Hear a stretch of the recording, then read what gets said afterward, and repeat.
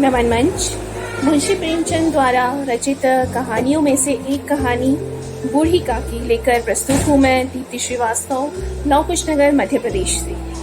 बूढ़ी काकी जो अपना जीवन काल अकेले ही व्यतीत कर रही है।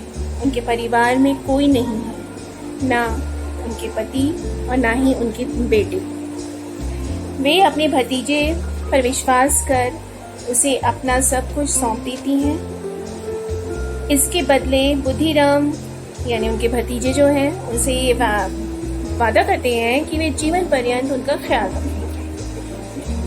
बुद्धिराम ये वचन नहीं निभाते।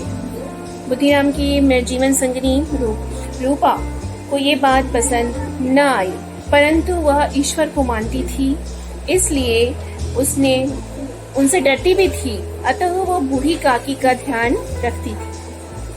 बुद्धिराम के 2 पुत्र थे, वो एक पुत्री थी। दोनों पुत्र वृद्ध बूढ़ी काकी को बहुत तंग करते थे। घर पर यदि कोई मेहमान आता, बूढ़ी काकी की बातें सुनकर बुद्धिराम और रूपा को डांटता या समझाता, तब वे उस मेहमान के जाने के बाद बुद्धिराम के दोनों पुत्र बूढ़ी काकी को बहुत तंग करते। उसे पूरे परिवार में बूढ़ी काकी को प्यार सम्मान देने वाली थी नन्ही सी लाडली। माता पिता यदि कुछ मिष्ठान आदि खाद्य सामग्री लाती तो वह बूढ़ी काकी के पास जाकर ही खाती। बूढ़ी काकी की कोठरी उसकी सुरक्षागार थी। एक दिन घर में चहल पहल थी। बूढ़ी काकी का मन बहुत आपे से बाहर हो रहा था। उन्हें बहुत भूख लगी हुई थी। वे रेंगती हुई बाहर आकर बैठ गई। रूपा उन्हें देख हाथ से खींचती हुई कोठरी वाले कमरे तक लेके गई और बहुत ही अपशब्द कहे हुए। काकी को बहुत पश्चाताप हुआ।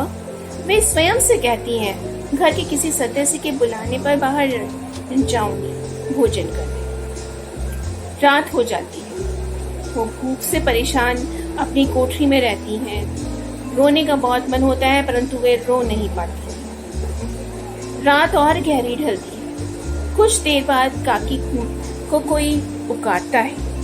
काकी आवाज पहचान जाती है। लाडली थी जो उनके लिए अपने हिस्से का भोजन लेके आई थी। काकी को बहुत भूख लगती है।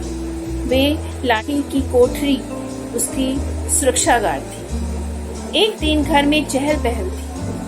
बूढ़ी काकी का मन बहुत आपे से बाहर हो रहा था। उन्हें बहुत भूख लगी हुई थी। वे रेंगती हुई बाहर आकर बैठ गई। रूपा उन्हें देख हाथ से खींचती हुई कोठरी वाले कमरे तक लेके गई और बहुत ही अपशब्द कहे हुए। काकी को बहुत पश्चाताप हुआ। वे स्वयं से कहती हैं, घर के किसी सदस्य के बुलाने पर बाहर जाऊंगी भोजन करने। रात हो जाती है। वो भूख से परेशान अपनी कोठरी में रहती हैं। रोने का बहुत मन होता है, परंतु वे रो नहीं पाती। रात और गहरी ढलती है। कुछ देर बाद काकी को कोई पुकारता है। काकी आवाज पहचान जाती है। लाडली थी जो उनके लिए अपने हिस्से का भोजन लेके आई थी। काकी को बहुत भूख लगती है। वे लाडली से और पूड़ी मंगाती है। लाडली माँ से डांट पड़ने की बात कहती है। बूढ़ी काकी जो बहुत भूखी थी, वह बाहर ले चलने को कहती है जहाँ भंडारा था।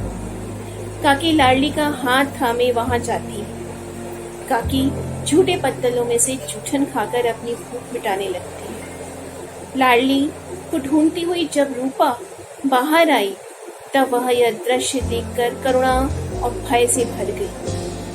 आकाश की ओर हाथ उठाकर क्षमा याचना करती है। सोचती है, हाय कितनी निर्दयी हूँ मैं। जिसकी संपत्ति से मुझे आय हो रही है, उसकी यह दुर्गति। रूपा रसोई की ओर जाती है। भंडार का दरवाजा खोलती है और भोजन से सजी थाल बूढ़ी काकी के लिए लेके आती है। किसी बच्चे की भांति सब कुछ भूलकर भोजन करने में मग्न बूढ़ी काकी को देखकर रूपा का मन कुछ हल्का हुआ। काकी को भोजन करते देख वह आनंदित थी। उसे अपनी गलती का एहसास हुआ था। उसने भगवान से यही याचना की थी कि उसकी गलती की सजा उसके बच्चों को न दे। आगे वह उनका पूरा रूप से ख्याल रखेगी, उनका ध्यान रखेगी। यह वचन स्वयं से देते हुए वह काकी को भोजन करते हुए देखती रहेगी। उम्मीद है प्रेमचंद जी की ये कहानी आप सबको अच्छी लगी होगी। नमस्कार।